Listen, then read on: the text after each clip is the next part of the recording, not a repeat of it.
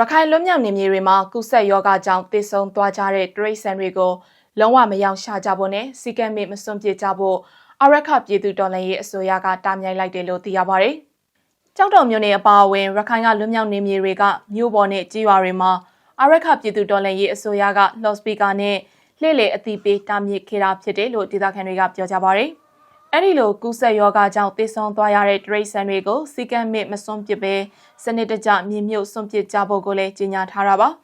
အခုလက်တလောမှာရခိုင်ဒေသတွင်ကြောက်တော်အပါအဝင်မင်းပြားမြောက်ဦးမြေပုံစတဲ့မြို့နယ်တချို့မှာဝက်ချက်စတဲ့အင်ဝေးတရိတ်ဆန်တချို့ဟာ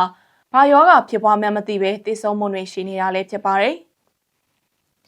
အခုလိုတရိတ်ဆန်တွေကုဆက်တည်ဆုံမှုတွေရှိနေတာကြောင့်တနိုင်တပိုင်းမွေးမြူရေးလောက်ကင်ကြတဲ့မွေးမြူရေးသမားတွေမှာထိခိုက်နေနာမှုတွေလည်းရှိနေတယ်လို့သိရပါတယ်ရှင်